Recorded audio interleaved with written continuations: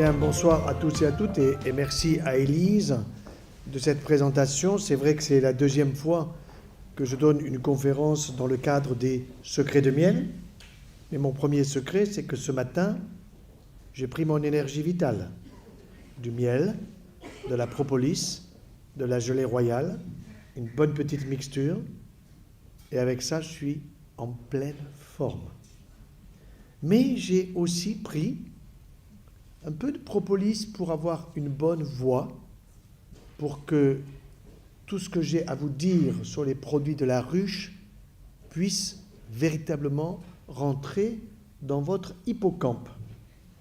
Alors l'hippocampe, c'est la zone de la mémoire, de telle façon que vous puissiez reporter à d'autres, car mon objectif, c'est que des conférences comme celle-là, il faut les donner dans toutes les régions de France, puisqu'on ne va plus parler des départements, mais dans toutes les régions de France pour valoriser une profession extraordinaire qui s'appelle l'apiculteur, lequel doit être considéré aujourd'hui, dans la mesure où il est d'accord, personnellement, dans son travail, comme un apithérapeute.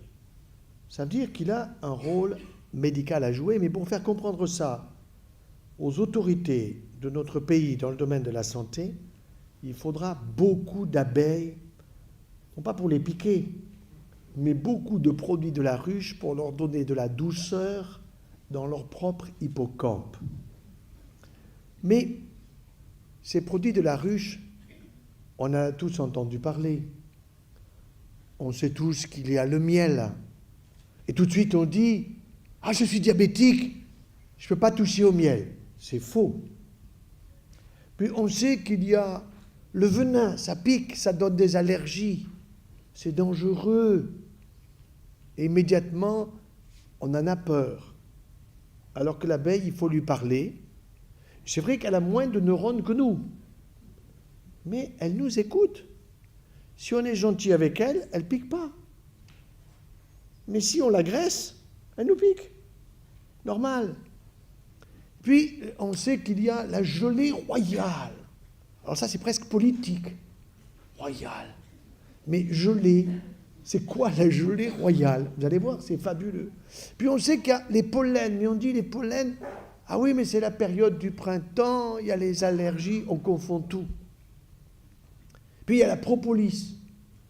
Alors dans le sud de la France, on dit quesaco. La propolis.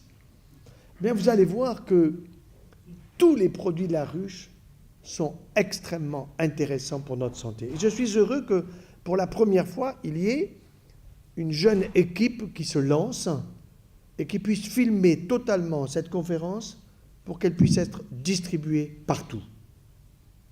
Et ça, c'est très important, que les enfants écoutent tous ces messages, qui sont des messages de santé qui, en plus, sont des économies considérables pour notre sécurité sociale.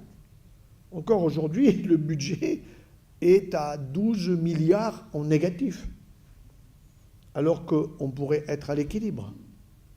Mais pour être à l'équilibre, eh bien, il faut savoir justement ce que les produits de la ruche sont capables de nous apporter. Les abeilles, elles étaient là des millions d'années avant nous. Et aujourd'hui, attention, que nous ne soyons pas à l'origine, nous les humains, de leur disparition. On a fait dire à Einstein, Albert Einstein, une phrase qui est peut-être de lui, peu importe, même si c'est discutable. Il a dit, lorsque les abeilles disparaîtront, il restera 4 ans à l'humanité. Ce n'est pas vrai, bien sûr. C'est une image. Mais une image quand même inquiétante. Parce que c'est vrai qu'aujourd'hui, l'apiculteur vous dit, eh bien, l'année dernière, j'ai perdu 30% de mon cheptel. Imaginez un agriculteur qui aurait des vaches, des chèvres ou des brebis et qui vous dirait l'année dernière, j'ai perdu 30% de mon cheptel. C'est quand même pas rien.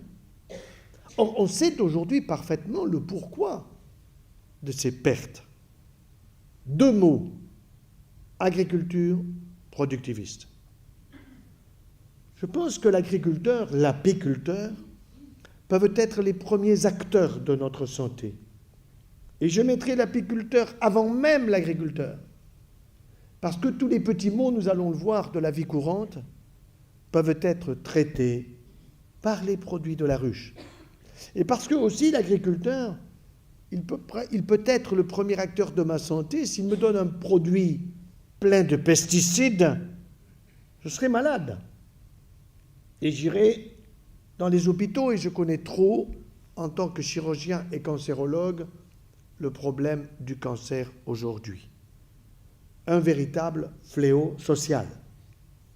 En 1972, c'était Nixon qui avait dit « le cancer, dans 5 ans, on n'en parle plus ».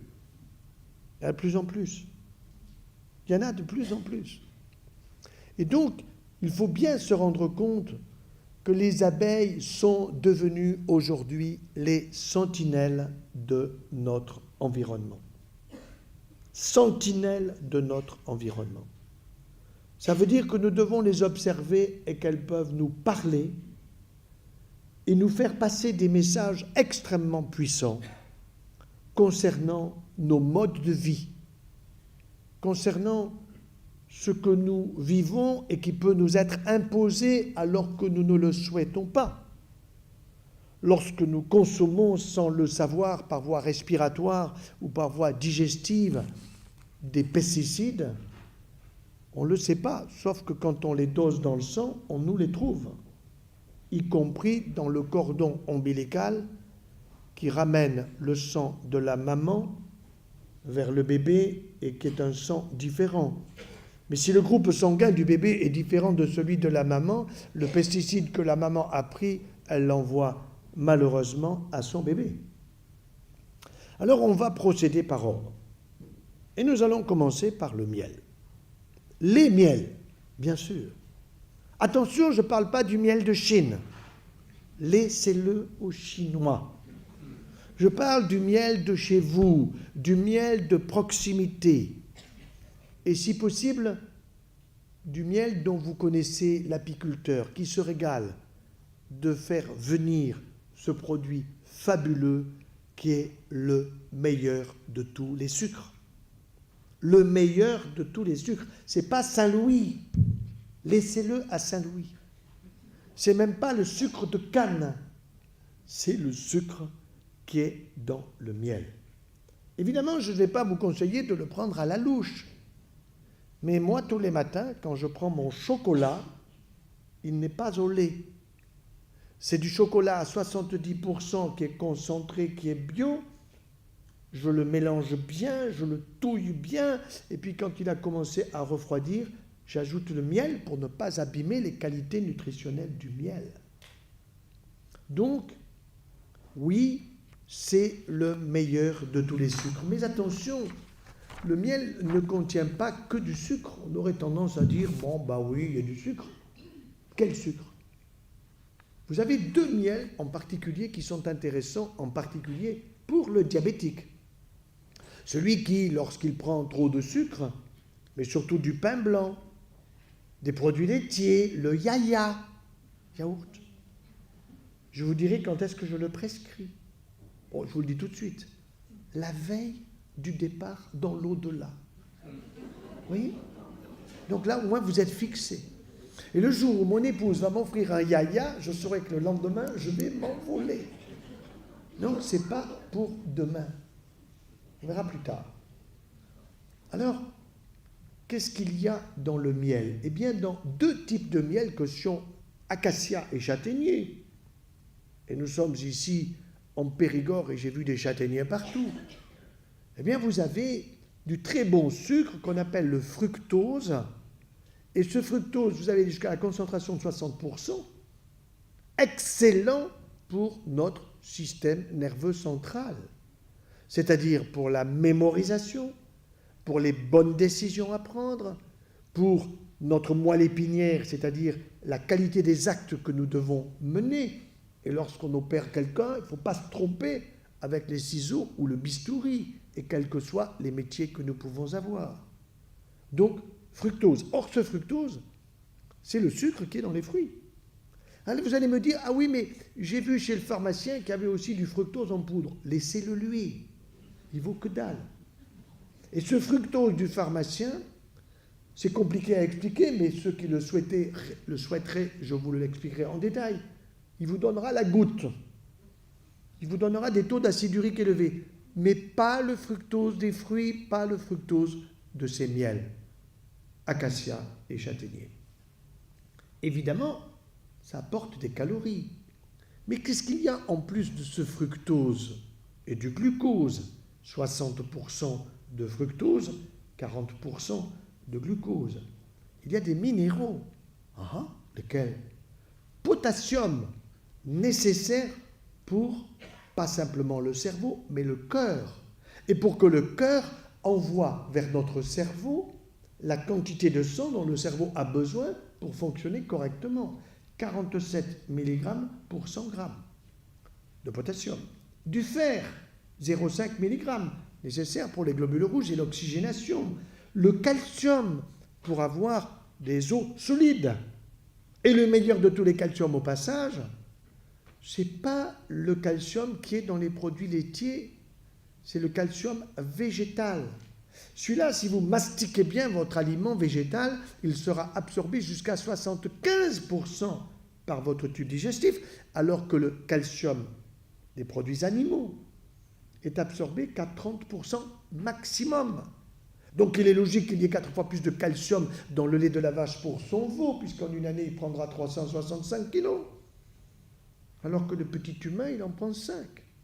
La petite Rose, la fille d'Élise, qui a 3 mois, dans un an, elle aura pris 4 ou 5 kilos. Mais par le lait de sa maman, elle a du bon calcium qu'elle absorbe complètement. Évidemment, elle n'a pas besoin de 4 fois trop de calcium, parce qu'elle n'a pas besoin de devenir un squelette de veau, encore moins un cerveau de veau. Parce qu'en plus, dans le lait de sa maman, qui va consommer des bons produits de la ruche, eh bien, qu'est-ce qu'il va y avoir? Il va y avoir des facteurs de croissance pour le cerveau de la petite Rose, qui va commencer à reconnaître maman, évidemment, les frères, les sœurs, etc., les grands-parents, qui va commencer à parler, qui va commencer à agir de façon adroite avec les couleurs et les jeux. Il y a aussi dans le miel du magnésium. Et souvent, on vous dit, prenez du magné-B6, vous êtes énervé, vous ne supportez pas votre voisin.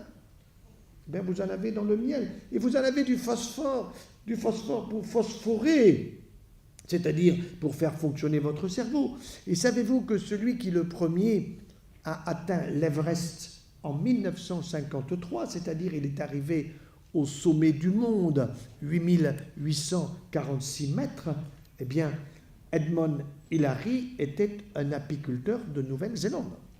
Un apiculteur. C'était certes un montagnard. Mais avec quoi et quelle énergie a-t-il eu en 1953? C'était pas comme aujourd'hui avec, toutes guillemets, les facilités que peuvent donner les modifications de la préparation sportive. En plus des minéraux, nous avons des oligo-éléments. C'est quoi? Les oligo-éléments, ce sont des produits qui sont à très petite dose, homéopathiques, et dont nous avons besoin. Le cuivre, le manganèse, la silice, le soufre, le zinc pour la cicatrisation. Souvenez-vous, cicatrisation, nous allons voir que le miel, il y a des pansements au miel. Il y a aussi dans le miel des vitamines. Ah, je ne savais pas lesquelles. toutes les B, sauf la 12. Nous avons une douzaine de vitamines B. La 12 n'est pas dans le miel, c'est vrai, mais il y en a quand même, toutes les autres y sont. Et toutes les B sont nécessaires à notre système nerveux central. Mais il y a aussi de la D. Ah, mais on me dit qu'il faut que je prenne de la vitamine D parce que je manque de vitamine D. Attention, prudence. On a paramétré le taux de vitamine D tellement haut que les gens se retrouvent au-dessous, alors il faut absolument en apporter sous forme d'UV-dose. Mais nous sommes comme la cigale et la fourmi, c'est-à-dire que l'été, quand il y a du soleil, pendant plusieurs mois, nous prenons et nous captons par notre peau de la vitamine D que nous fabriquons. 90% de notre vitamine D, c'est grâce au soleil. Et ce que nous préparons l'été, c'est pour l'hiver. C'est la cigale et la fourmi. Et quand je vois, récemment, j'étais au Maroc pour des conférences, et que là-bas, on me fait croire que les Marocains manquent de vitamine D, ils ont le soleil le jour, la nuit, comme nous à Montpellier. Par contre, je leur ai démontré par A plus B qu'est-ce qu'ils étaient contents, et on a bien rigolé, que j'étais totalement opposé à la burqa. Évidemment. Parce que la femme qui est grillagée ne prend pas le soleil, et qu'elle peut qu'être en carence de vitamine D. Donc, des vitamines, des minéraux, des oligo-éléments, des flavonoïdes. C'est quoi? Ce sont des antioxydants, anti-vieillissement, anti-cancer. Ces flavonoïdes, anti-vieillissement, antioxydants, ça veut dire quoi? Eh bien oui, lorsque je vieillis, je m'oxyde. Exactement comme un portail qui subit les intempéries des temps et des années et qui finit par rouiller. Et lorsque vous décidez de changer la peinture, vous grattez la rouille et puis vous mettez, autrefois on mettait une peinture rouge ou orangée qu'on appelait le minium avant de mettre la couleur de son choix. Eh bien, dans le miel, il y a des flavonoïdes et ces flavonoïdes sont extrêmement intéressants comme antioxydants, mais ils ont aussi des actions antivirales. Antivirales. Ah, ça c'est intéressant parce qu'on me parle tout le temps du virus de la grippe. On me propose de faire vacciner toute la famille. Et vous savez que quand il y a eu H1N1, H1N2, etc., on ne pouvait plus regarder les oiseaux.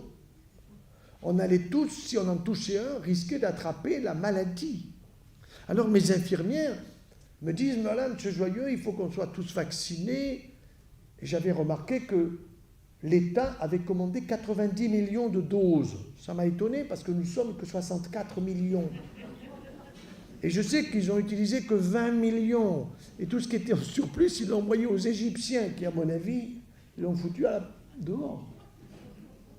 Alors mes infirmières me disent, M. Joyeux, vous faites vacciner? Ben, je dis non. Elles me disent, vous ne donnez pas l'exemple. Ben si. Alors vous faites quoi? Eh bien, je prends de l'énergie vitale. Je prends tous les jours, à partir, grosso modo, du mois d'octobre, en fonction du climat, jusque, voyez-vous, à la fin mars, tous les jours, je prends miel, propolis, gelée royale, etc., mon petit pot d'énergie vitale, une bonne cuillerée à café, pendant que je fais chauffer l'eau de mon chocolat, ou de mon café, ça arrive, ou de mon thé, ou de mon romarin, etc. Eh bien, pendant ce temps-là, je mets cette énergie vitale sous la langue, dans le petit creux, là. Eh bien, ça veut dire que je garde ça pendant 3-4 minutes et que l'absorption va se faire tranquillement. Sous la langue, nous avons une absorption sublinguale, sous la langue, en particulier des minéraux et des oligo-éléments, qui sont extrêmement importants pour notre santé, d'autant plus que ce miel a des vertus de fluidifiant bronchique. Tiens, fluidifiant bronchique, mais ça c'est intéressant pour tous ceux qui ont une bronchopneumopathie chronique, qui malheureusement se sont fait avoir par Marlboro et tous les autres, et qui ont fumé et qui payent la facture. Et quand on vous dit, ah ben vous avez fumé tant et vous avez arrêté pendant 7 ans, vous retrouvez les risques de celui qui n'a pas fumé, on vous ment. Parce que c'est pour vous faire poursuivre, évidemment, l'intoxication par la cigarette. En plus, le miel va vous aider à vous endormir. Toutes les maisons de retraite devraient avoir des petits pots de miel. Plutôt que de donner des hypnotiques, des somnifères et des anxiolytiques qui fait qu'on vous transforme en légumes. Aujourd'hui, on sait de manière absolument certaine, c'est prouvé depuis à peu près 1 an et demi, 2 ans, que tous les produits pour le psychisme des psychiatres peuvent être utiles pendant effectivement quelques mois quand il y a des risques importants. Mais autrement, ils ne sont pas nécessaires. Ils augmentent les pertes de mémoire. Ils augmentent les risques de Parkinson ou d'Alzheimer. On nous en promet 1 million actuellement d'Alzheimer. Dans les maisons de retraite, vous avez remarqué que le code est à l'intérieur. Il est uniquement pour le personnel. Car les pensionnaires veulent tous se barrer pour rentrer à la maison. D'accord ? Et les pensionnaires, quand ils arrivent, on leur offre un plumier pour leur rappeler leur enfance. Et dans ce plumier, vous avez lundi, mardi, mercredi, jeudi, 8h, 10h. Là-dedans, c'est plein de pilules. Alors, il y en a pour les yeux, pour les oreilles, pour le trou de balle, pour la respiration. Il y en a pour tout. Totalement abusif. Alors que là, nous allons le voir déjà, avec le miel le soir pour s'endormir, une petite cuillerée sous la langue, ou de moka, ou une cuillerée à café. On laisse faire, et la partie sucrée va absorber, faire venir la salivation, laquelle salivation est pleine d'enzymes de la digestion et du goût, et tout simplement, ce miel se diluant à la salive va descendre gentiment le long de l'ésophage et la personne va s'endormir tranquillement. Et si en plus, vous avez un Helicobacter pylori, alors ça veut dire que ça vous ronge, que vous avez des brûlures, que vous avez des reflux, que vous êtes stressé pour telle et telle raison. Et Dieu sait qu'il y en a. Regardez toutes les catastrophes que nous entendons. Donc, il y a de quoi se faire du joujim. Maintenant, quand on prend l'avion, on se dit pour que le pilote soit en forme. Non, mais on en rigole, mais c'est atroce quand même, quand vous vous rendez compte. C'est quand même infernal. Quand même, que le gars se suicide, bon, après tout, c'est sa liberté, mais qu'il laisse les autres un peu en paix quand même. Et puis, pourquoi le copilote, il n'a pas la clé pour rentrer? Si je l'ai lu nulle part dans les journaux. Quand une pipsi sort pour aller faire pipi, je comprends, mais il a la clé et il peut rentrer pour faire son boulot. Enfin, c'est impensable, il ne peut pas rentrer, il lui faut une hache pour rentrer dedans. Enfin, on ne comprend pas. Donc, ce miel va être utile à tous les âges de la vie. Et même quand on vous dit « Ah, il ne faut pas donner de miel avant 1 an ». Ben oui, si c'est du miel de Chine, c'est vrai. Si c'est du miel qui n'a pas été contrôlé, qui arrive de certains pays, alors là, je suis d'accord. Mais le miel de chez nous, il n'y a pas de danger. Donc le petit, je me souviens de notre dernière petite fille, qui s'appelle, comme vous, Élise. Élise devait avoir quelques mois, et le matin, pendant les vacances, évidemment, la question c'est, est-ce que Élise a fait sa nuit? Bon, à la gueule des parents, vous le savez tout de suite. Hein. Alors, j'en ai eu marre, et un beau jour, j'ai dit à ma fille, donne-moi, confie-moi la petite Élise, je vais t'expliquer. Alors, j'ai pris une petite cuillerée à moka de miel.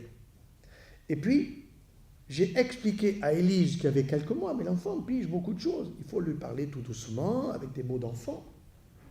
Et je lui ai montré que pour faire dodo, pour s'endormir tranquillement, eh bien, il fallait prendre cette petite cuillerée de miel que j'allais lui mettre sur la bouche, sur les lèvres. Mais avant, je l'ai fait moi-même, je lui ai montré, jusqu'au moment où elle me regardait, et j'ai vu que ses lèvres bougeaient. J'ai dit, c'est bon, passe-moi une autre. Et le lendemain, Élise avait fait sa nuit. Et les parents étaient heureux. Alors qu'ils se demandaient s'il ne fallait pas aller voir le Toubib, le pédiatre, pour lui filer du Valium, parce que ce petit devenait infernal. Vous comprenez? Là, nous touchons des choses très intéressantes. Et en 2012, il y a eu une étude passionnante qui a étudié 300 enfants de 1 à 5 ans. Qu'est-ce qu'ils ont fait? Ces enfants, ils étaient porteurs de ce qu'on appelle une IRH, une infection respiratoire haute. C'est-à-dire qu'ils toussaient en permanence, et donc ils n'arrivaient pas à dormir, donc la maman ou le papa se levait, etc. Donc tout ça a été parfaitement étudié, et ils ont divisé ces 300 enfants en 4 groupes. Un groupe auquel on donnait, avant de s'endormir, du miel d'eucalyptus, un autre du miel d'oranger, un autre du miel de thym de romarin, et le troisième, pas du miel, mais un placebo, qui était un extrait tout simplement de sirop de date. Et ils ont étudié le devenir de ces enfants quant à cette infection respiratoire haute. Eh bien, ils se sont rendus compte que tout simplement, quand les enfants avaient ce symptôme-là depuis 3 jours, c'est ce qu'ils avaient choisi, ils se sont rendus compte qu'avec les 3 types de miel, ils réduisent de façon significative les symptômes de l'insuffisance respiratoire haute de cet enfant, les toux et l'insomnie, avec les parents qui disent « ben oui, on ne s'est pas levé la nuit » ou « on s'est levé moins », etc., etc.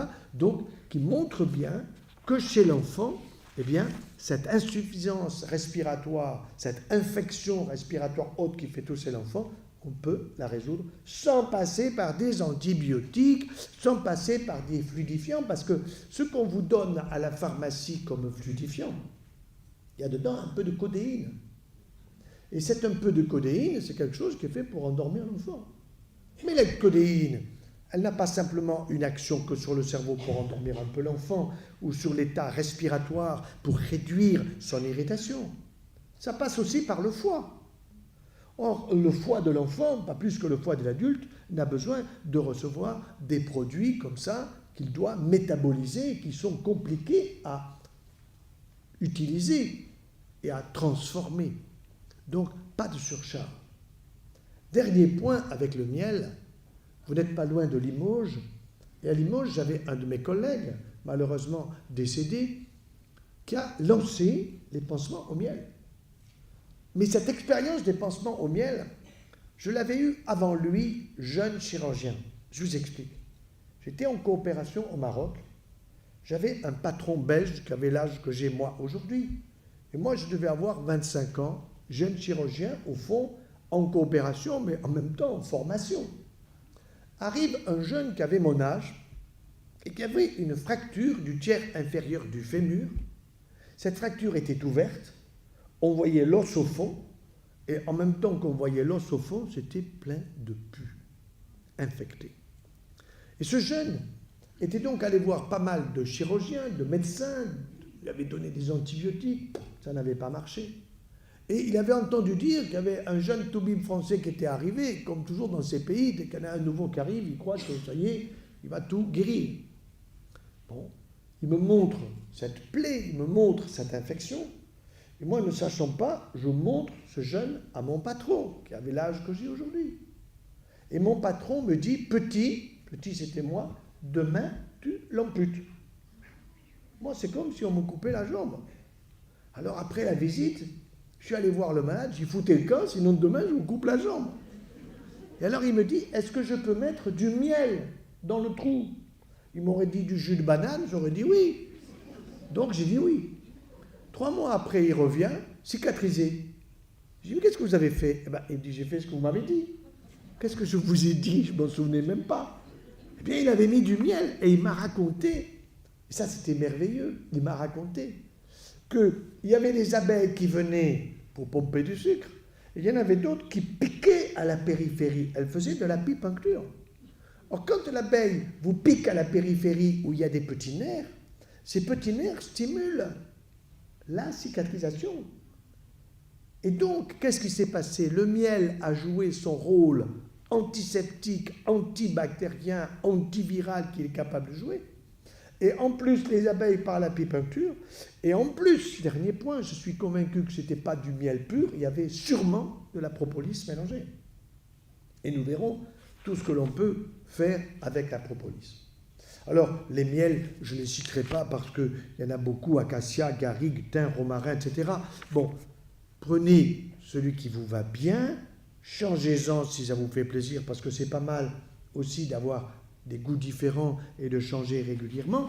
Attention de ne pas le faire chauffer. C'est pour cette raison que si vous le mettez dans votre café ou dans votre thé ou dans votre tisane de thym, de romarin, de verveine le soir, il ne faut pas en mettre quand c'est bouillant parce que vous allez abîmer. Donc attendez que ça refroidisse un peu, car le miel chauffé, eh bien, il produit un élément métabolite qu'on appelle l'hydroxyméthylfurfural qui n'est pas bon pour notre santé. Donc attention, il ne faut pas le faire chauffer. Et d'une manière générale, quand vous avez du miel, vous le consommez quasiment dans les semaines qui suivent. Vous n'allez pas le consommer en 2020, le miel que vous avez à la maison. Bon. Ensuite, on va voir la gelée royale. Alors, qu'est-ce qu'il y a dans la gelée royale et à quoi elle sert? La gelée royale, c'est la nourriture de la larve de la reine. Or, la reine, quand elle se nourrit, elle va avoir une croissance, on peut dire exponentielle. Et pourquoi elle a une si belle croissance? Parce que dans la gelée royale, il y a des éléments qui permettent la construction du corps.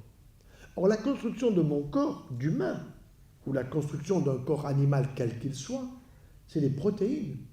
Or, les protéines, pour qu'elles puissent se constituer, il faut qu'elles aient des acides aminés qui se mettent en chaîne les uns à côté des autres. Eh bien, dans la gelée royale, il y a 18 acides aminés. Et dans ces 18 acides aminés, il y en a un tout particulier qui m'intéresse, qui s'appelle le tryptophane. Ah, à quoi sert-il celui-là? Il est essentiel. Essentiel, ça veut dire que nous en avons 7 qui sont essentiels. Et si celui-là est essentiel, comme les 6 autres, c'est parce que je ne peux pas le fabriquer avec mon corps, je suis obligé d'aller le chercher extérieur à la nature, dans la nature. Et le tryptophane, figurez-vous, qu'il est intéressant parce que c'est le précurseur d'un médiateur chimique, d'un neurotransmetteur qu'on appelle la sérotonine. Et la sérotonine, j'en ai besoin le soir pour faire dodo. Quand je n'ai pas assez de sérotonine, je ne m'endors pas. Et ce qui est intéressant, c'est que cette gelée royale que je vais prendre le matin au petit-déj, elle va créer la sérotonine le soir, pas tout de suite. Sinon, vous iriez vous coucher. Donc, vous allez avoir de la sérotonine pour le soir parce que vous aurez pris votre gelée royale le matin. En plus des acides aminés, il y a dans la gelée royale des vitamines. Et là, vous avez la 12. B1 à B12. Hier, une personne à Sarlat, il y avait un monde fou à la conférence, me demandait la B12. Comment je peux en avoir? Gelée royale et dans le jaune d'œuf de la cocotte. Mais pas un jaune d'œuf dur. Je parle d'un jaune d'œuf liquide, c'est-à-dire l'œuf à la coque, ou bien l'œuf au plat, mais à peine pris. Ensuite, vous avez des choses très intéressantes qui sont des précurseurs de l'acide qu'on appelle l'acétylcholine, qui est un régulateur de l'humeur. Grâce à quoi? Tout simplement grâce à une vitamine particulière qui est la B5. Vous avez là, j'ai dit les 12 B, mais la B5 est intéressante parce qu'il y a une dose importante de B5 justement dans la gelée royale. Et cette B5 qu'on appelle encore l'acide pantothénique, elle nous permet de fabriquer un autre neuromédiateur qui est l'acétylcholine, qui est un régulateur de l'humeur. Quand on ne supporte pas son voisin, quand on a des difficultés avec les enfants qui vous emmerdent, vous voyez ce que je veux dire? En général, c'est assez bon signe quand l'adolescence vous gonfle la tête.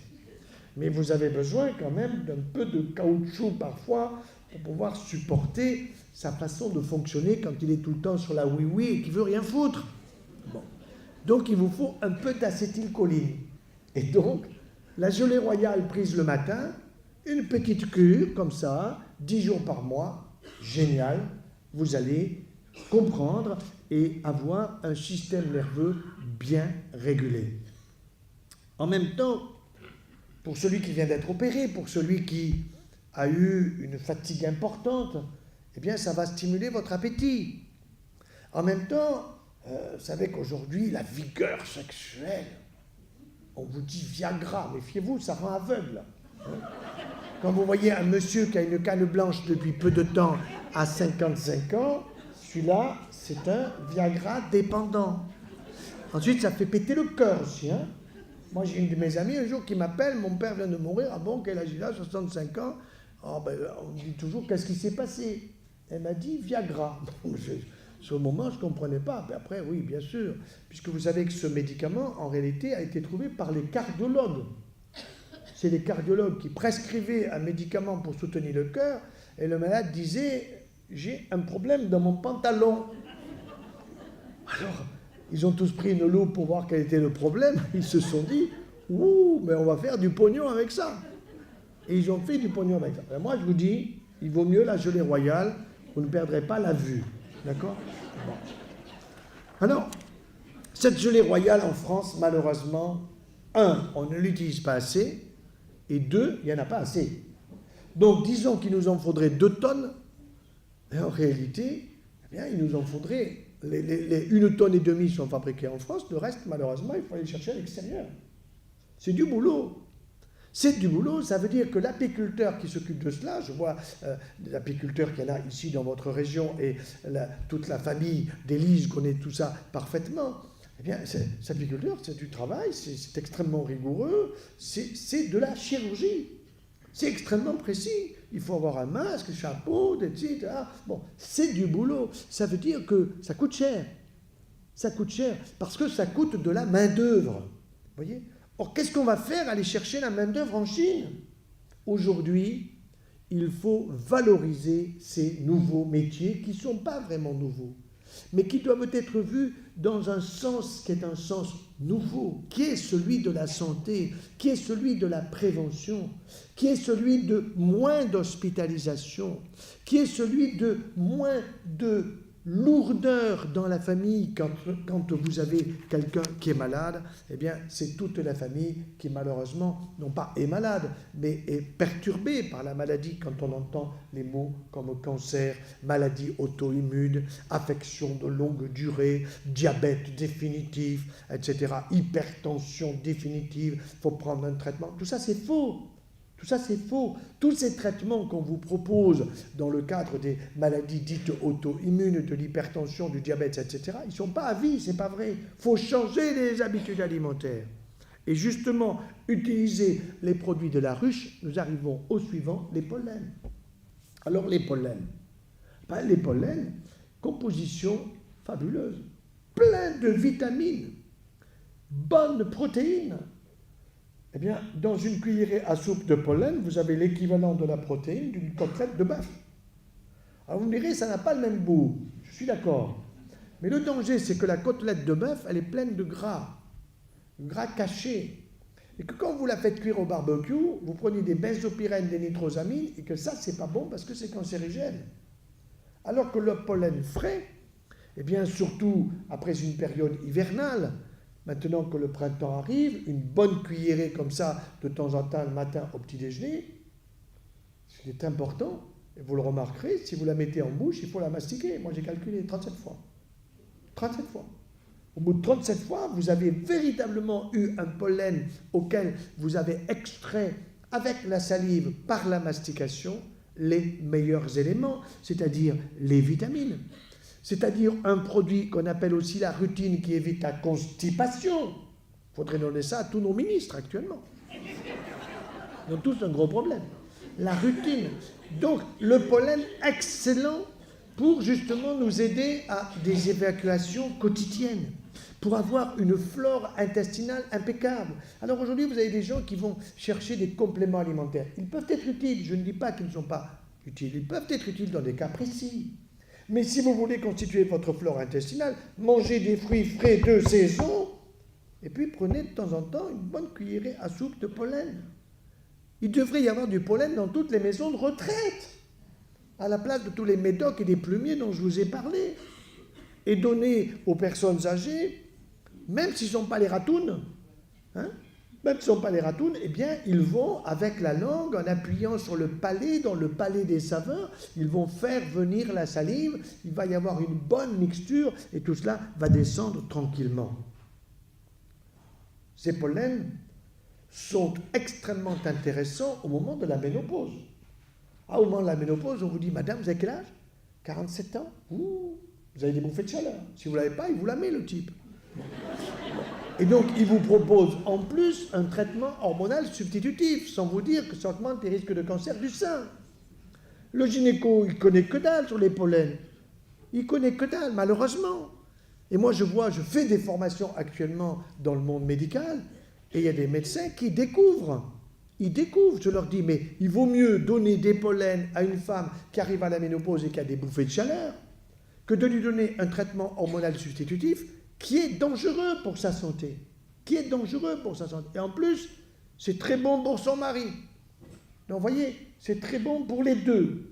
Ça veut dire que tout cela est utile pour notre santé, tonifiant, stimulant, utile pour le prostatisme. Monsieur, vous levez la nuit pour pisser? La femme. Lui, il vous fait non. Dites, monsieur, ça va, les petits câlins avec madame? Ah, impeccable, madame. Oui, eh bien, pollen. Vous voyez, et avec beaucoup d'humour, on fait passer beaucoup d'amour. Vous l'avez compris. Alors, des pollens, il y en a évidemment beaucoup. Et j'ai un de mes amis qui est à Shanghai, qui a des problèmes de vue, malheureusement, qui sont un peu d'origine génétique, qui est une forme de DMLA, dégénérescence maculaire liée à l'âge. Quand on a ça, c'est quand même embêtant parce que, alors que vous diriez, il fait encore jour, la personne vous dit, non, c'est pratiquement la nuit.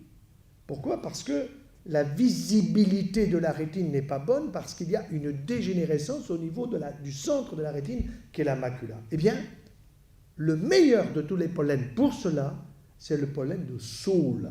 S-A-U-L-E. Pourquoi? Parce qu'il contient de la lutéine. C'est quoi la lutéine? C'est un antioxydant indispensable pour notre rétine. Vous savez, les bâtonnets de la rétine qui permettent de repérer les couleurs, qui permettent de repérer dans l'espace en 3 dimensions, etc. Eh bien, je lui envoie régulièrement à mon ami du pollen de saule. Mais il y a aussi du pollen de châtaignier, du pollen de cis, du pollen de bruyère. Bon, bref, des choses extrêmement intéressantes qui, en plus, ont des vertus anti-infectieuses contre le colibacille. La dame qui vous dit « Ah, mais docteur, moi je vais chez l'urologue régulièrement parce que j'ai de la cystite. » Dans celle-là, elle est constipée. C'est sûr. Parce que la cystite, c'est le colibacille de son côlon qui fait le grand tour, c'est ce qu'on appelle le cycle entéro-rénal. Donc du tube digestif, ça passe dans le rein, et puis de là dans les urines, et puis ça brûle. Voilà. Eh bien, il faut lui donner 2 choses. Pollen et un ballon de bon vin à la fin de chaque repas. Du rouge. Je n'ai pas dit un litron, j'ai dit un ballon. D'accord? Alors elle vous dit, mais moi je suis allergique. Mais elle n'est pas allergique.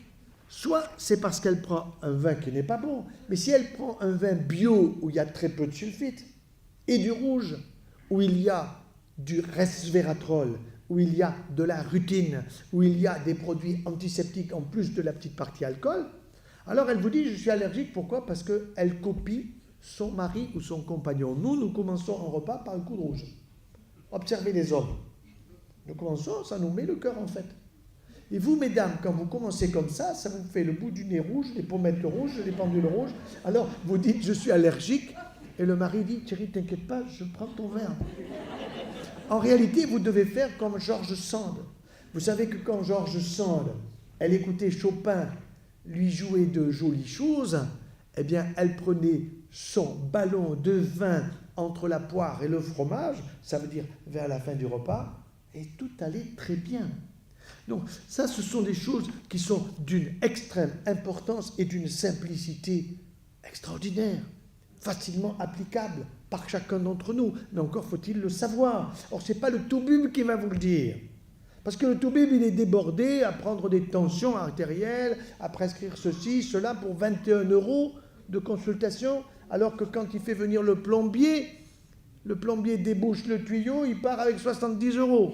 Bon, je ne suis pas contre le plombier, mais je trouve quand même qu'il y a une disproportion. Bon, arrivons à la propolis. Ah, que je l'aime, la propolis. Ah, la propolis, ça veut dire quoi? En grec, polis, c'est la ville, politique, la ville. Politique de la ville, mais polis, c'est la ville. Et pro, c'est devant. Et effectivement, la ruche, vous savez qu'il y a une petite ouverture, et puis vous avez des abeilles qui sont là pour vérifier qu'il n'y a pas d'intrus, n'est-ce pas?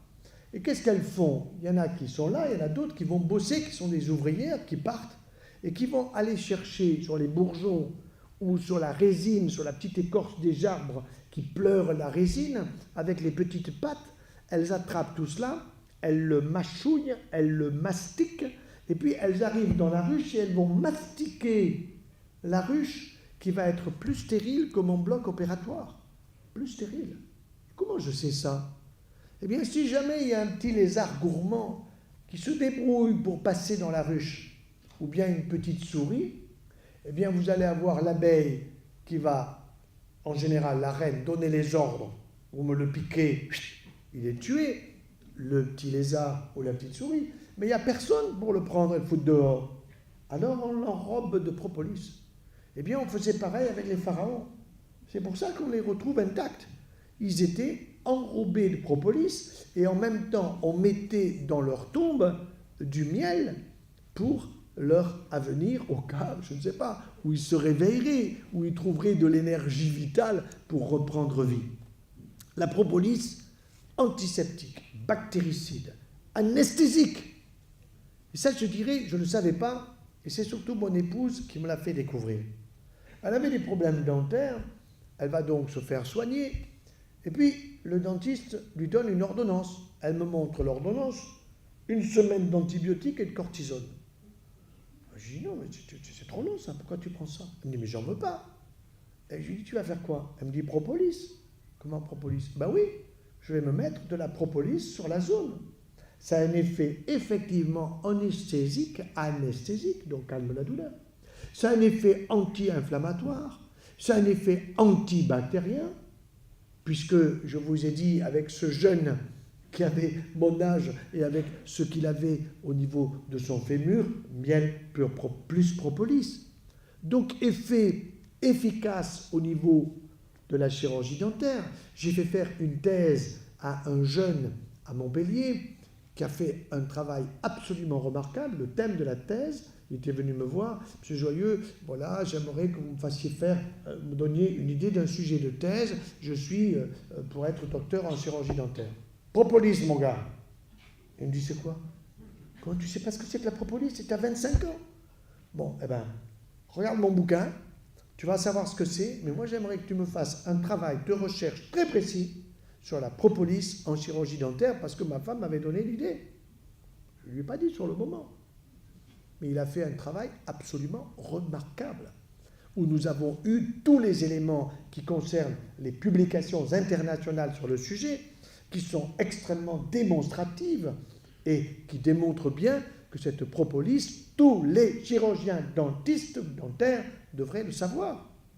Donc le mieux, c'est que quand vous allez vous faire soigner, vous dites « Ah, vous ne savez pas, ben, je vais vous donner une petite photocopie. » Et vous lui photocopiez les 2 pages ou 3 pages qu'il y a dans mon bouquin ou dans un autre sur le sujet de la propolis. Mais il est curieux d'apprendre que les Japonais, qui sont cancérologues comme nous sommes, comme je suis cancérologue dans mon propre centre anticancéreux à Montpellier, ils utilisent dans les centres anticancéreux du Japon chaque année 500 tonnes de propolis. Et nous, en France, pas un gramme. Comment se fait-il que les Japonais utilisent ça et nous pas? Parce que nous, on ne sait pas. Et tout simplement parce que les Japonais ont fait des études extrêmement précises pour démontrer que la propolis est un immunostimulant.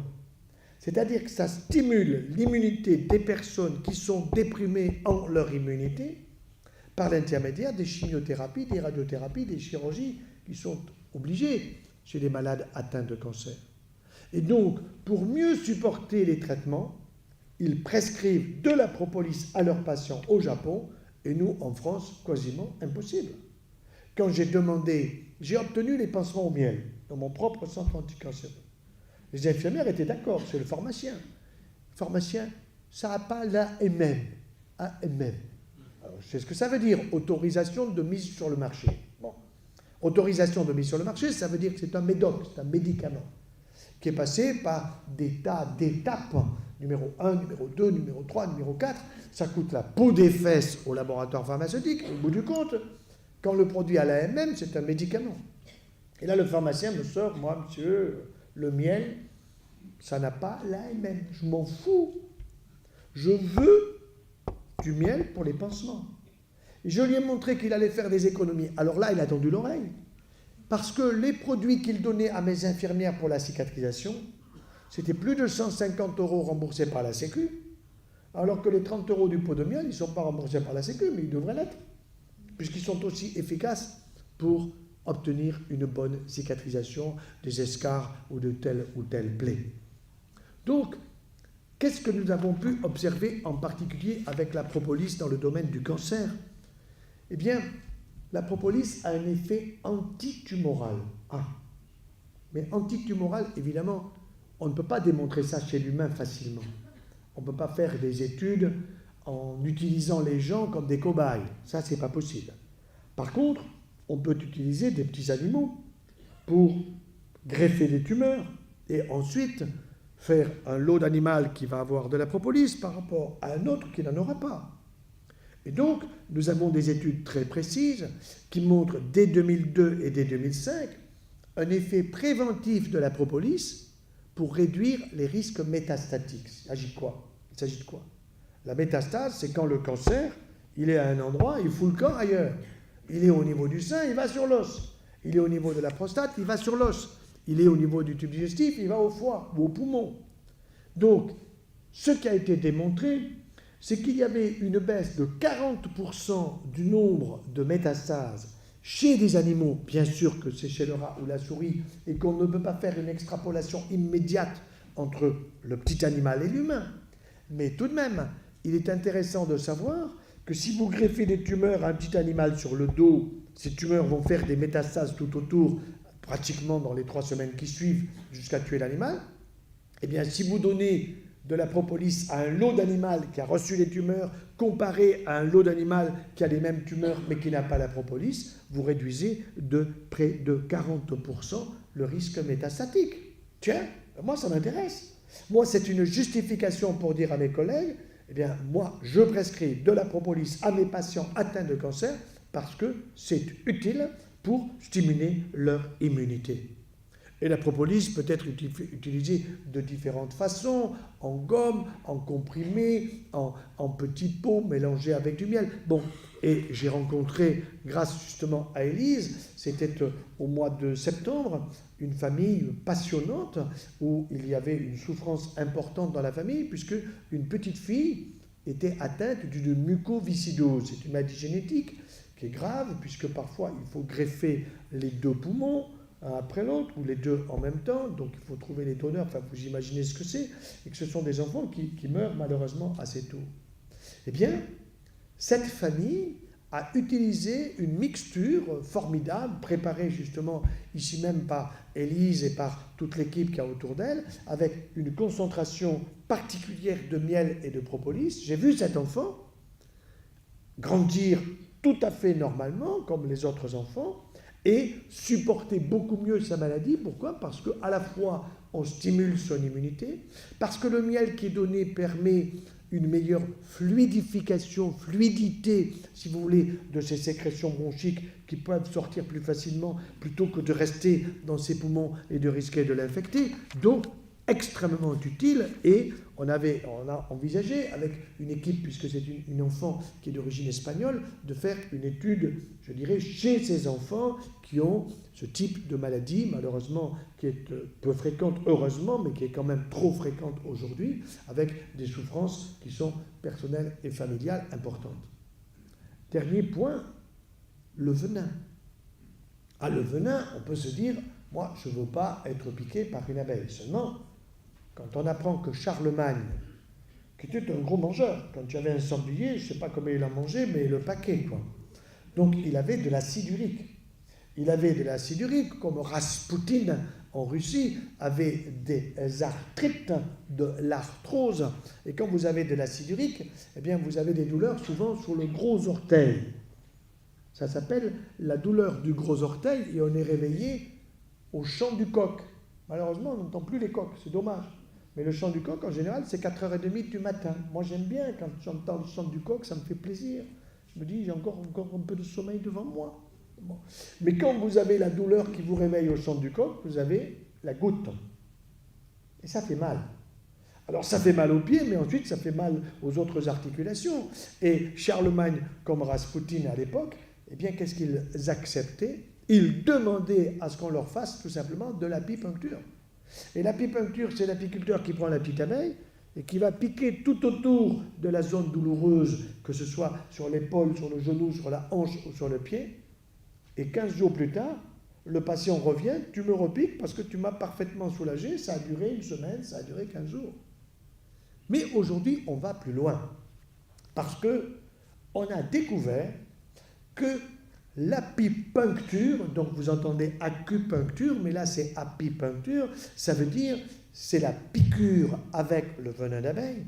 Si elle est faite à un endroit du corps qui peut stimuler le système nerveux, tiens, on va peut-être l'utiliser dans la sclérose en plaques, dans la sclérose latérale amyotrophique. Et c'est ainsi qu'il y a plusieurs années, je donnais une conférence à Montpellier, et au premier rang, il y avait une dame sur un fauteuil roulant.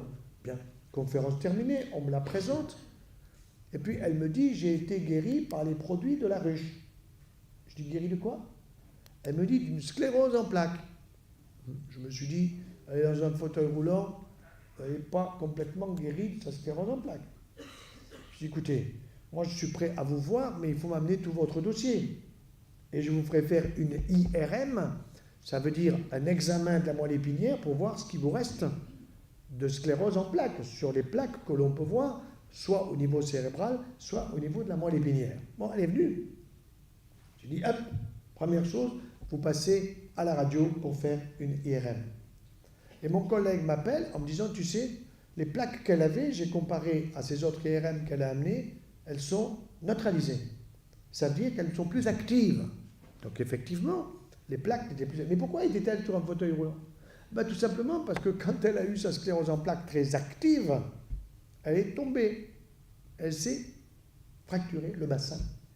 Et en se fracturant le bassin, eh bien, on vous propose 3 mois d'hospitalisation à bouger le moins possible dans un plâtre, etc., etc. Et donc, elle était au stade de la rééducation. Et effectivement, nous avons pu confirmer qu'à l'IRM, comparé aux IRM précédentes, elle avait cicatrisé les zones inflammatoires. Et je lui ai conseillé d'écrire un bouquin. Et ce bouquin s'est appelé « Les abeilles ont guéri ma sclérose en plaques ». Elle ne dit pas « la sclérose en plaques », la mienne, la tienne, n'est-ce pas? Et je l'ai aidé à faire ce livre. Et je pense que pour les personnes, j'ai vu hier une personne à Sarlat qui avait ce type de problème, je lui ai dit, il faut que vous ayez ce bouquin, il faut aussi que vous connaissiez un apiculteur. Et elle, pourquoi s'est-elle mise au produit de la ruche? Parce que son papa était apiculteur. Parce qu'elle voyait son papa qui faisait de l'apipuncture sur ses copains qui venaient avec des problèmes de douleurs articulaires sur telle ou telle partie du corps. Et quand elle est allée voir les médecins pour faire le diagnostic de sclérose en plaques et qu'on lui a proposé des traitements et qu'elle a vu combien ces traitements pouvaient être délétères par ailleurs et qu'ils n'avaient aucune efficacité, elle leur a fait un bras d'honneur, gentiment. Et elle a dit, moi, je vais me soigner avec les produits de la ruche, mais tous les produits de la ruche. Tout. C'est-à-dire miel, propolis, gelée royale, pollen, jusque à l'apipuncture. Et cette histoire est absolument passionnante. Et c'est ce week-end d'ailleurs que, oui, c'est ce week-end qu'une formation avec un médecin parfaitement attitré commence à se préparer. C'est-à-dire il y a une formation qui est en train de s'organiser pour expliquer à ceux qui en ont besoin comment on peut faire l'apipuncture et qu'est-ce qu'on peut en tirer sur le plan de la santé. Alors, il resterait à parler de l'hydromel. L'hydromel, normalement, vous savez que quand on part en lune de miel, eh bien, le beau-père doit offrir à son gendre 1 litre d'hydromel pour son voyage de noces, 1 par jour. Bon. Alors, moi, notre dernière fille s'est mariée, j'ai offert une bouteille. Parce que l'objectif, c'est que quand il rentre du voyage de noces, il vous apprend que vous attendez un bébé. Vous êtes grand-père. Et là, je lui ai offert qu'1 litre. Manifestement, je me suis trompé. Ils sont partis à moi, il fallait que j'en offre 30. Mais je lui ai expliqué, et ça y est, nous attendons un petit Américain, donc prochainement, ça veut dire qu'il a dû prendre ce qu'il fallait pour cela. Je lui avais expliqué que la gelée royale, et que tout ça, c'était très bon, et que les produits de la ruche, et qu'il n'avait pas besoin d'aller chez le pharmacien pour faire un joli petit joyeux. Enfin, t'appelles pas joyeux, mais il sera quand même joyeux celui-là. Bon, donc, voyez-vous, avec tous les produits de la ruche, eh bien, vous voyez combien s'élargit les indications thérapeutiques. Combien un médecin qui serait véritablement au courant, eh bien, pourrait faire des économies d'antibiotiques, pourrait faire des économies de tous ces médicaments que l'on donne pour dormir, supporter le voisin, etc., pour éviter les vaccinations. Parce que, vous savez, on nous impose, vous avez vu le Conseil constitutionnel, il s'est réuni, normalement c'est des juristes, tout d'un coup ils deviennent tout bibes. Moi j'avoue que je ne comprends pas, et ils disent constitutionnellement, il faut vacciner les gens contre diphtérie, il n'y en a plus. Tétanos, il n'y en a plus. Polio, il n'y en a plus. En France. Ah, c'est sûr que si vous êtes nommé au Mali, ou si vous êtes nommé dans un pays en guerre, ben là il faut faire vacciner toute la famille. Mais chez nous, que je sache, la vaccination obligatoire, c'est celle-là. Vous savez que maintenant, on vous vaccine contre l'hépatite B. Avant, c'était à 3 mois après la naissance. Maintenant, c'est à 2 mois. Je pense que prochainement, ça sera avant la conception. Vous savez que maintenant, on vous propose de vacciner les enfants de 9 ans, garçons et filles, contre le cancer du col de l'utérus. Les garçons, mais oui, du col de l'utérus. Alors, j'ai lancé une grande pétition qui a été signée en un mois par 400 000 personnes. Et évidemment, je suis convoqué par le Conseil de l'Ordre des médecins. Mais moi, je vais leur apprendre beaucoup de choses à mes collègues. Il n'y a pas de doute. Non, nous devons aujourd'hui informer le grand public. Et c'est ça qui est formidable, vous voyez. C'est que grâce à des conférences comme ça, grâce à des enregistrements qui vont être diffusés, eh bien, le grand public est passionné. L'autre jour, j'arrive à l'hôpital, et ma surveillante me dit devant les infirmières, « Monsieur Joyeux, j'ai passé la nuit avec vous. » « Ah bon ?» Je dis, « Mais j'ai aucun souvenir. » Alors, j'ai dit, comment avez-vous fait pour passer la nuit avec moi? Elle me dit, je me suis couché, j'ai pris mon iPad, et puis je vous ai trouvé, et j'ai écouté vos conférences, et je n'ai pas osé lui dire devant les infirmières qu'elle en avait bien besoin de suivre mes conseils, parce qu'elle avait un petit surpoids où il y avait trop de sucre. Elle prenait trop de yaya. Je l'ai vue à part après. Elle me dit, je ne peux pas m'en passer. Je dis même, je pense que quand vous avez fini votre yaya, vous prenez le doigt et vous tournez jusqu'au fond. Elle me dit, oui, je fais ça. Je fais ça. Eh bien, ça y est, maintenant, elle a pigé. Je suis arrivé par l'humour, on arrive à faire passer beaucoup de choses. Et c'est vrai que, je le disais hier, Hippocrate, quand il disait que ton aliment soit ton médicament, 500 ans avec Jésus-Christ, c'était génial. C'était en avance sur le temps qui vient. C'était déjà la démonstration que l'observation du patient malade par rapport à celui qui est en bonne santé permet d'avoir une ouverture d'esprit qui permet de comprendre qu'effectivement notre aliment doit être notre médicament et que les produits de la ruche ont une place exceptionnelle. Exceptionnelle. Et lorsque Jean Rostand, célèbre biologiste dans les années 60, ajoutait « Il vaut mieux un bon menu qu'une ordonnance », vous imaginez combien je suis totalement d'accord, ce qui me permet de rester joyeux 24 heures sur 24. Je vous remercie.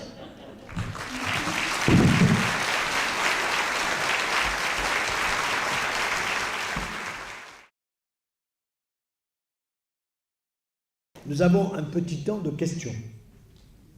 Un petit temps de questions, ça veut dire que vous pouvez poser des questions. Attention, nous ne sommes pas en consultation. Hein? Vous ne me parlez pas de vos problèmes d'utérus, de prostate de votre mari. Bon. Donc, si vous avez une question précise, et puis je vais déjà vous donner mon adresse mail pour ne pas l'oublier. Vous allez sur mon site internet. Sur mon site internet, c'est www.professeur-joyeux.com. Là, vous avez contact. Quand vous ouvrez contact, il y a une petite page qui s'ouvre et là, vous avez un petit rectangle. Il n'est pas très grand pour pas que vous racontiez votre vie. On vous demande si vous êtes un homme, une femme, votre âge et puis quels sont les sujets pour lesquels vous m'interrogez. C'est totalement gratuit. Mais s'il y a un petit cadre, c'est pour respecter ce cadre. On a réfléchi pour le faire correctement. Et s'il me manque telle ou telle information, je vous réponds en disant... Alors, avant, j'étais dans les 2 jours, je répondais. Maintenant, je réponds dans la semaine. Hein, parce qu'il y en a beaucoup, beaucoup, beaucoup. Bon, donc, vous allez sur ce site internet. Et en plus, vous pouvez recevoir gratuitement ma lettre hebdomadaire.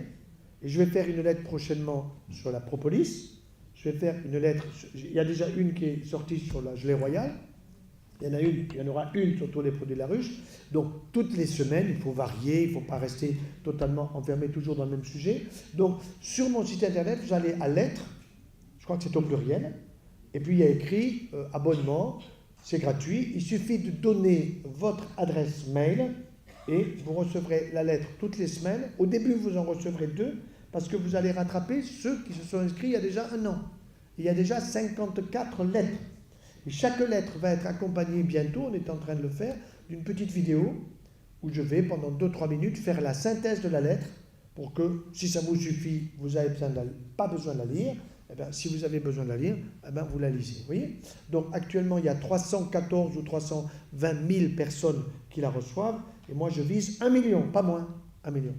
Donc quand vous recevez la lettre, s'il vous plaît, il ne faut pas l'envoyer au voisin. Il faut dire au voisin, abonne-toi. Vous comprenez ?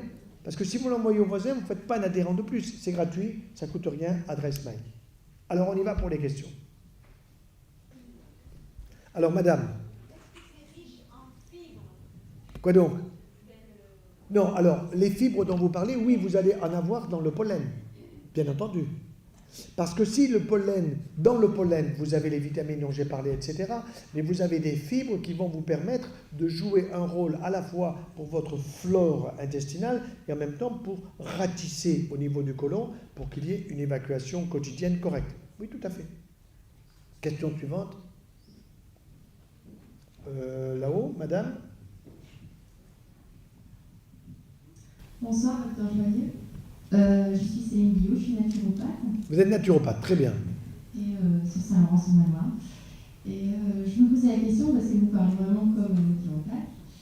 Et je me disais, comment vous avez, vous en tant que professeur, que cancérologue, vous avez découvert en fait que l'alimentation, les produits de l'abeille est important en fait pour la santé. Alors, je vais vous expliquer.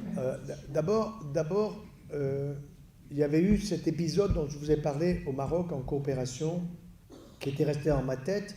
Et 40 ans plus tard, j'étais revenu sur les lieux avec mon épouse pour lui montrer, parce qu'on ne se connaissait pas à l'époque, pour lui montrer tout ça. Et figurez-vous que, bon, dans la presse, ils avaient dit que j'étais par là, et le patient est venu me sauter au cou, me montrer sa jambe, etc. Donc 40 ans plus tard, ça m'avait profondément marqué. Ensuite, j'avais remarqué une chose, c'est que mon épouse, quand elle avait une petite plaie sur le doigt, et qu'elle m'avait montré, je lui ai dit, tu sais ça, normalement à l'hôpital c'est 3 points. Et elle me disait, va te faire voir. Et elle mettait du miel et de la propolis.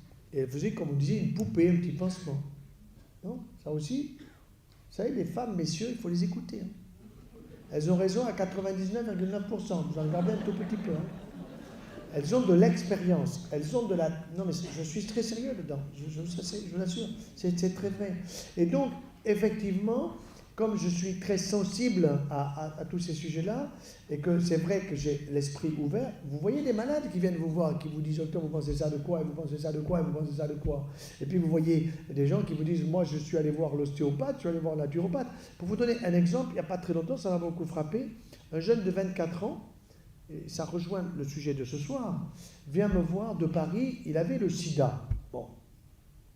Donc il m'explique le sida, tout ça. Alors, je regarde tout son dossier et je vois qu'au début, quand le diagnostic a été fait, il avait un taux viral extrêmement élevé dans le sang, c'est-à-dire une grande quantité de virus. Je continue de tourner les pages du dossier et je vois que 4 mois plus tard, il a divisé par 5 le taux viral. Ah, je dis bravo, quel traitement vous avez fait? Montrez-moi l'ordonnance. Je vois l'ordonnance, je dis, vous voyez, c'était efficace. Il me dit, oui, mais je n'ai pas fait le traitement. Je dis, comment vous n'avez pas fait le traitement? Je lui dis, non, je n'ai pas fait le traitement. Et vous avez fait quoi? Il me dit, j'ai suivi vos conseils. Quels conseils? Il me sort mon bouquin, changer d'alimentation, et il me dit, c'est simple, j'ai foutu en l'air les produits laitiers, j'ai foutu en l'air le gluten, j'ai mangé des fruits frais, de saison, bio, Et vous venez me voir pourquoi? Je voudrais savoir si les produits de la ruche sont utiles pour moi. Parce qu'il avait vu que j'avais écrit un bouquin sur les abeilles. Et je dis oui. Et alors là, il m'a posé beaucoup de questions très astucieuses, parce qu'il avait déjà bossé la question. Donc sur le miel, sur la propolis, sur la générale, j'ai donné feu vert, surtout. Bon. Donc c'est un jeune. Alors je lui dis, mais qu'est-ce que vous leur avez dit à l'hôpital Cochin? Oh, je n'ai pas voulu les décevoir. Je leur ai dit que j'avais fait le traitement. Donc ça veut dire qu'au niveau de son dossier, il est écrit qu'il a fait le traitement est efficace. En réalité, il ne l'a pas pris. Vous comprenez? Alors ça, je vais le raconter dans une prochaine lettre. Ça va défriser certains de mes collègues, mais c'est pas grave. Ils feront une mise en pli après, d'accord? Question suivante. Madame, au milieu, parlez fort. Pour une question qui a algodystrophie, oui. Au pied. Ah, avec une plaie, d'accord. Alors, certainement, cette algodystrophie, ça peut être chez une personne âgée ou pas âgée, peu importe l'âge, mais ça veut dire qu'il peut y avoir du diabète, il peut y avoir un problème neurologique. Bon, là, moi, je dirais pansement au miel. Ça veut dire que l'infirmière qui vient à la maison pour faire les pansements, eh bien, on peut lui dire pansement au miel, avec même de la propolis, et vous faites ça pas nécessairement tous les jours, parce qu'il faut laisser le miel et la propolis agir. Donc, vous faites le lundi, et puis le mardi, vous faites rien, et puis le mercredi, vous refaites, et puis tous les 2 jours, vous voyez. Bon, moi, je dirais que c'est une excellente indication. Excellente indication. J'ai un monsieur qui est venu me voir, il avait, je ne sais pas comment il avait fait ça, il avait son cuir chevelu qui était pratiquement avec une plaie importante. Bon, il vient me voir avec ça, il ne savait pas comment cicatriser. Alors, il avait eu des rayons pour des problèmes de peau, de petits cancers de la peau, et à mon avis, les rayons qui avaient été faits, ils avaient donné des doses trop importantes. Bon.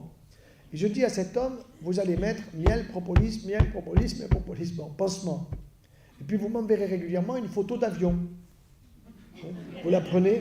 Alors, c'était marrant, parce qu'il m'amenait, il m'envoyait, je ne vous déplacez pas, il était loin de Montpellier, pas la peine de vous déplacer, mais vous m'envoyez la photo vue d'avion, à la hauteur de votre bras tendu, comme ça j'aurai toujours la même distance. Extraordinaire. J'ai une succession de photos où d'abord j'ai vu la plaie se nettoyer, c'est-à-dire être beaucoup plus propre, et progressivement, alors ça demande beaucoup de temps, je lui ai expliqué, je dis ça va vous demander peut-être plus d'une année. Pourquoi? Parce qu'il a eu tellement de rayons que c'est très lent à cicatriser, et qu'on voulait lui faire une greffe en prenant la peau de son bras, lui mettre le bras comme ça. Je dis non mais attendez, et lui il préfère les abeilles, hein, moi aussi. Bon, question suivante. Où êtes-vous, excusez-moi? Oui, madame, je vous vois. Bonsoir. Je voudrais savoir Parlez plus fort près du micro. quel est le miel à prendre le soir avant d'aller au lit lorsque l'on a des insomnies. Est-ce qu'il y a un miel Alors, miel d'oranger, miel de châtaignier, celui qui vous va bien, madame, hein, celui de proximité. Ne vous cassez pas la tête en disant celui-là sera mieux que celui-là. Essayez-en plusieurs s'il faut, que ça aille bien avec votre palais des saveurs. Que vous disiez, bon ben tiens, j'aime bien ce goût. Vous voyez? Ça peut être du miel de thym, de romarin, de châtaignier, d'acacia, que ça vous plaise. Vous voyez? Mais que ça ne soit pas pour vous quelque chose de lourd, comme si c'était un médoc à prendre. Voilà. Question suivante. Oui? Ah, ma femme vous répond. Vas-y. Miel de lavande, miel de tilleul, miel d'oranger, et puis dîner léger. dîner léger, vous avez entendu? Pas de protéines le soir. Oui, pas une côtelette le soir. Oui, vous êtes d'accord? Merci beaucoup. Oui, monsieur, il faut laisser la place aux hommes un peu. Hein. Bon, allez-y. Oui, bonsoir. J'avais une question pour quelqu'un qui fait du diabète. Oui. Est-ce que de prendre du miel, ça peut être compatible? Oui, alors, je l'ai dit dès le début, et ce n'est pas un reproche, parce que vous êtes arrivé un peu en retard, c'est pas grave, mais c'est le miel d'acacia ou de châtaignier, parce qu'il y a dedans plus de fructose, qui est le sucre que vous retrouvez dans les fruits, les pommes, les poires, les kiwis, etc., les fruits frais de saison, et donc vous pouvez en prendre, et quand le médecin vous dit « vous êtes diabétique, pas de miel », eh bien non, il devrait dire « ok pour miel d'acacia et de châtaignier ». Bien évidemment, ce n'est pas à la louche.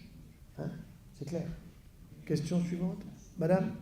Quelqu'un qui réagit au pollen quand il est en bouche. Est-ce que? Une réaction au pollen en bouche. Laquelle, par exemple? Gonflement. Ah, gonflement. Alors là, non. Attention, il peut y avoir des allergies. Bon, ça veut dire que si vous avez déjà des allergies, au lieu de commencer par une cuillère à soupe, commencez par une cuillère à café. D'accord? Bon, et à ce moment-là, vous allez voir ce que ça donne. Et si déjà, avec une cuillère à café, vous avez l'impression qu'il y a une petite allergie avec un gonflement au niveau des lèvres, là, je dirais prudence. Ça veut dire que vous avez effectivement une allergie au pollen, une allergie au produit de la ruche, ça peut arriver. Hein. De la même façon, quand vous avez un essaim d'abeille, il ne faut pas s'amuser à le titiller. Hein. Hein. Parce qu'un essaim d'abeille, quand ça fout le camp et quand ça change de lieu, ça marche à 11 km à l'heure. Hein, et quand les seins d'abeilles, si vous le titillez et que vous les embêtez, elles se jettent sur vous. Il y a eu des morts. Hein. Il ne faut pas déconner avec ça. Ce qui veut dire que tous les produits de la ruche peuvent être allergisants pour la personne. Alors, oui, je ne dirais pas le miel quand même. Hein. Je dirais pas le miel. Mais ça veut dire que si vous aviez, par exemple, une allergie, je dirais, bon, miel, pas de problème. Et puis ensuite, il faut aller très doucement. C'est-à-dire, peut-être pendant 6 mois ou 1 an, ne rien prendre par rapport au pollen, si c'est le pollen qui vous gêne. Et puis, sortir de la période allergisante, si vous voulez, comme celle qui est peut-être en cours d'arriver, pour arriver à l'été ou arriver à l'automne. Et à ce moment-là, essayer de voir ce que ça donne. Oui, tout à fait. Madame ? Attendez, oui. Ah, excusez, là-haut. Et puis après, vous, une seconde. Oui, bonsoir. J'aurais voulu avoir votre avis en fait sur la jeune chercheuse qu'on a vue récemment qui aurait découvert une molécule ETD5. Attendez, j'ai pas compris. Sur quoi? Sur une jeune chercheuse, une jeune cancérologue qui a trouvé apparemment une molécule qui s'appelle ETD5 et qui serait capable, dans un premier temps, de ralentir la progression de la tumeur et après de couper en fait le système nerveux qui alimente cette tumeur. Oui, alors, il s'agit là de ce qu'on appelle des antifacteurs de croissance. Hein? C'est-à-dire, on appelle ça encore des anti-angiogéniques.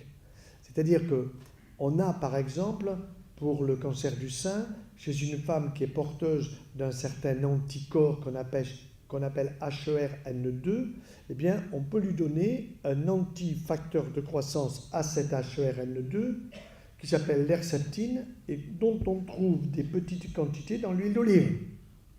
Dans l'huile d'olive, c'est quelque chose de naturel. Bon.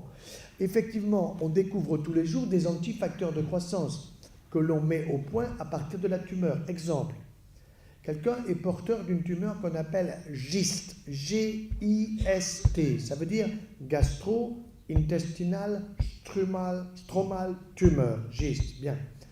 J'ai opéré comme ça un patient qui avait au départ une tumeur de la grosseur d'un pamplemousse dans son estomac. D'accord? Bon, pamplemousse. On lui avait dit, monsieur, il faut se faire opérer, il faut vous faire sauter tout l'estomac. Moi, je vois le dossier, je dis non. Vous allez d'abord prendre l'antifacteur de croissance que nous connaissons contre ce type de tumeur. Vous n'allez pas perdre les cheveux, vous n'allez pas perdre vos globules blancs, vous allez réduire le volume de la tumeur. En 6 mois, vous transformez le pamplemousse en cacahuète, comme grosseur. Et à ce moment-là, vous faites une petite opération qui consiste à enlever non seulement le cacahuète, mais la zone qui est autour. Et vous conservez les 3/4 de l'estomac, c'est ce qui s'est passé. Vous voyez ? Donc, nous avons en permanence des nouveaux antifacteurs de croissance. Et c'est une des raisons pour lesquelles je ne veux pas consommer des produits laitiers, dont le yaya dont j'ai parlé tout à l'heure, parce qu'ils sont pleins de facteurs de croissance, les produits laitiers de la vache pour le veau. Je ne suis pas un veau. Je ne veux pas avoir un cerveau de veau. Je ne veux pas avoir un cancer du pancréas. Je ne veux pas avoir pour moi un cancer du sein ou pour quelqu'un un cancer du sein, de la prostate ou du sein. Bon. Or, on sait que ces facteurs de croissance, aujourd'hui, ils ont une capacité à créer de la croissance d'un tissu. Croissance d'un tissu, ce qui est normal pour un muscle, pour un tendon de veau, mais pas pour moi. Moi, je n'ai pas des muscles et des tendons de veau. Je n'ai pas un pancréas de veau, je n'ai pas un côlon de veau, je n'ai pas un cerveau de veau. Or, ça vient du fait que les produits laitiers d'aujourd'hui, il faut être clair là-dessus, ils sont conservés pour 24 milliards de litres de lait, 24 milliards de litres de lait de vache, 98% sont conservés à ultra haute température. UHT, c'est-à-dire choc thermique de 140 degrés, 3 à 4 secondes. Vous détruisez les germes, c'est vrai, mais vous ne détruisez pas les facteurs de croissance. Et évidemment, ces facteurs de croissance sont des molécules extrêmement solides.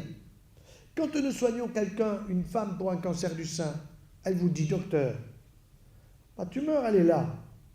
Vous me faites tomber tous les cheveux. Je n'ai pas de tumeur sur le cuir chevelu. Vous me faites tomber tous mes globules blancs. Je n'ai pas de leucémie. Pourquoi vous me donnez un traitement qui me fait tomber tous mes cheveux alors que ma tumeur, elle est là? Eh bien oui, madame, parce que je donne de la chimiothérapie qui est active sur toute cellule en train de se multiplier, les cellules des ongles, les cellules des cheveux, les globules blancs, les globules rouges, etc. Et nos cellules sont en permanent renouvellement. Les globules blancs vivent 7 jours. Les globules rouges, 120 jours. Les cellules du foie, 1 année, si vous picolez pas. Trop. Les cellules du pancréas, 3 mois. Bref, les cellules des os, 10 ans. Ça veut dire que quand j'arriverai à 100 ans, j'ai refait 10 fois les cellules de mon squelette.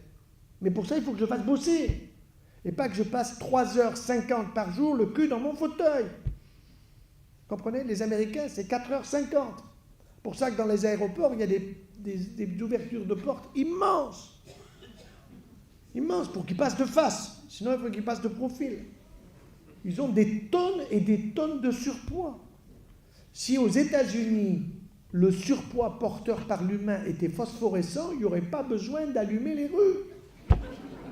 Je rigole pas. C'est effrayant, quoi. Pourquoi? Parce que les gens consomment et consomment des coca, des sodas. Nous, on a du coca à la maison, même pas, mais c'est pour déboucher. Chiotte, quoi. Nettoyez le tapis, madame. Parlez fort. Je m'appelle Catherine, donc. Oui, Catherine. Nous avons dans notre entourage un monsieur qui a eu un cancer, donc gastro-entéro. Un giste, alors. Voilà, ce dont Oui. on avait parlé, il a été opéré, donc il doit suivre le protocole, il a aussi de la chimio, mais au niveau de son alimentation. Non, il a du Glyvex, c'est un antifacteur de croissance. Il ne doit pas de chimio. Il a ce qu'on peut appeler chimio qui n'est pas de la chimio. D'accord. Il a un traitement ciblé, si vous voulez, voyez. Au niveau de son alimentation, donc il avait commencé à suivre un protocole plus naturel, mais après son opération, on lui redonne des produits laitiers, de la viande. Erreur. Mais pourquoi? Parce que Danone est arrivé jusque dans les hôpitaux. Et que les diététiciennes sont formées par Danone. Jusqu'au jour où elles s'installent en ville et elles ont pigé. Ce qui veut dire qu'on a enlevé la tumeur, mais en lui redonnant. Mais bien sûr, on risque la récidive. Voilà, C'est aberrant. C'est aberrant. Donc faites-lui passer la vidéo. et par rapport au grand public, c'est-à-dire à toutes les personnes vivantes qui se nourrissent, que ce soit des enfants ou des personnes adultes, tout ce qui concerne les produits laitiers. La vache est sacrée. Proscrire. Par contre, la chèvre, un petit crottin de chèvre. On en a eu un ce matin du Périgord à Sarlat. Impeccable. Mais c'était chèvre. Ou alors un petit roquefort. Et d'autant plus que comme ça a du goût, vous serez rassasié rapidement. Hein, vous comprenez? Alors quand ça n'a pas de goût, hein, c'est la femme qui vous dit, moi, monsieur, je prends du 0%. J'ose pas lui dire que je le vois dans ses fesses. Voilà. 0%. Vous dites 0% de quoi? C'est pas 0%. Je vous jure, c'est du zéro stress. C'est écrit sur la bouteille, zéro stress coca. Professeur. Madame. Oui, professeur, bonsoir. Bonsoir, madame. Et qu'est-ce que pensez-vous du lait fermenté, genre kéfir? Bon, j'en pense moins de mal, mais encore une fois, je resterai sur la chèvre et la brebis. Et puis, connaissez-vous, vous, des mammifères, en dehors des humains, qui boivent du lait? Est-ce que vous avez vu le taureau aller à la vache boire du lait? Moi, j'ai vu le taureau aller sauter la vache. D'accord? Non, mais c'est la vérité. Si vous envoyez un qui va téter la vache, vous lui faites la photo. Vous allez gagner un prix. Hein. Question suivante. Puis on va arrêter. Oui, madame. Ah oui, pardon. Oui, pardon. Allez-y. Oui, tout à l'heure, j'ai entendu quelqu'un poser la question à propos d'une algodystrophie avec une plaie. Alors, on a un cas dans la famille et mon mari qui a une algodystrophie depuis 5 ans à la suite de son AVC. Qui n'a pas cicatrisé. Non, il n'a pas de plaie, mais il a des douleurs constamment Ah. et il n'a pas de traitement. Alors, qu'il y a quelque chose? Ostéopathe ou chiropracteur? Ostéopathe ou chiropracteur? Oui, Vous l'avez vu ou non? oui, mais bon, c'est. Alors, non. Il faudrait ça toutes les semaines, mais ça. Non, il n'a pas besoin peut-être... Non, mais attendez, il n'a peut-être pas besoin toutes les semaines. Moi, il m'est arrivé d'avoir une cervico-brachyalgie parce que j'avais opéré pendant des heures, j'étais crevé, fatigué, etc. Bon, et donc j'avais extrêmement mal, j'avais mal dormi. Ma femme me dit le lendemain, tu devrais aller voir mon chiropracteur. Je lui dis, tu as un chiropracteur, toi? Bon, eh ben, je vais voir son chiropracteur et je lui dis, attention, hein, vous me manipulez doucement, j'avais peur. Je lui montre la radio et tout, méfiez-vous parce que je vais vous faire une réputation dans les deux sens. Hein. Bon. Il m'a pris, m'a manipulé, guérison complète. Bon, j'ai eu une deuxième séance, nickel. Si je vais voir le rhumato, d'accord, ça sera remboursé par la Sécu. Il va me donner des anti-inflammatoires qui me brûlent l'estomac. Ensuite, il faut un autre médicament pour éviter la brûlure. Ensuite, il va me dire, je vais te faire une infiltration. Eh bien, bras d'honneur. Parce que le rhumato, ils arrivent à voir aujourd'hui des fractures invisibles. Vous avez entendu ça? Des fractures invisibles. Il faut le faire quand même. Alors, je leur dis, mais comment tu fais pour voir des factures? Ah ben, il me dit, on est bon. Bah ouais, tu parles que tu es bon. Mais moi, j'aimerais que tu me montres. Tout ça, c'est du vent. Bon, donc, il faut que vous ayez un ostéopathe, un chiropracteur, enfin, peu importe, une personne dans laquelle vous avez confiance, qui va effectivement repérer la zone du corps sur laquelle il peut y avoir tel ou tel nœud, tel ou tel problème articulaire au niveau du bassin, des vertèbres ou d'ailleurs, et qui va rétablir la chose. Mais entre nous, le rhumato, niet. Ah, vous êtes chiropracteur? Ben voilà. Vous avez un chiropracteur à côté. Très bien. Encore une question à un monsieur là-bas. Bonsoir. Bonsoir, monsieur. Depuis des années, je m'interdis les produits laitiers, le lacto, exception faite pour les bons camemberts ou les crus. Ah, C'est vous. bon, le bon camembert, vous ne le prenez pas entier. Pardon? Prenez un petit morceau. Un petit morceau. Oui, c'est ça. Bon, non, il n'y a pas de problème. Ce qu'il y a simplement, c'est que je vous dirais, essayez plutôt de prendre un fromage à pâte cuite. Parce que le fait que vous ayez une pâte cuite prouve que c'est passé à une température un peu comme quand nos mamans faisaient bouillir le lait autrefois. Vous vous souvenez qu'il y avait la couche épaisse. Et cette couche épaisse, c'était manifestement les facteurs de croissance qui étaient floculés, qui n'étaient plus actifs. Donc nous prenions effectivement du lait quand nous étions gosses. Bon, c'est vrai, mais c'était du lait qui était bouilli. Tandis qu'aujourd'hui, faites bouillir du lait à UGT, c'est trop tard. Vous avez la fine couche qui est du papier à cigarette. Et on pense même que ça, c'est pas certain. Il faudrait l'étudier. J'ai demandé à soi d'étudier, mais je n'ai pas encore les résultats parce que ça coûte cher de le faire. On se demande si on ne les renforce pas en faisant bouillir les facteurs de croissance. C'est pour ça que moi je dis aujourd'hui, bon, bah, la vache elle est sacrée. En Inde elle est sacrée. Hein. Si vous avez une vache devant la route, les bagnoles attendent. Voilà. Et puis quand elle s'en va, on continue. Bon, elle est sacrée. Bon. Eh ben, moi, je sais bien que Danone a dit, joyeux, il dit que le yaourt il tue. Non, je n'ai pas dit ça. J'ai dit c'est un cadeau la veille du départ dans l'au-delà. Un cadeau, c'est pas pour tuer. Vous comprenez? Voilà. Alors si en plus vous mettez du miel, mais moi je préfère le miel pour l'instant sans le yaya. D'accord? Bon, on va conclure. Moi, je vous remercie beaucoup. Vous avez eu donc mon adresse Internet pour ceux qui auraient des questions éventuellement à poser. Et je vous remercie et je remercie énormément Élise pour des secrets de miel qui a permis cette conférence, qui en permettra certainement d'autres. Et donc, merci également à la jeune équipe qui a pu filmer tout cela et qui va diffuser très largement, sans aucun problème, tout ce que nous avons dit ce soir. Merci à tous. Bonne santé à tous.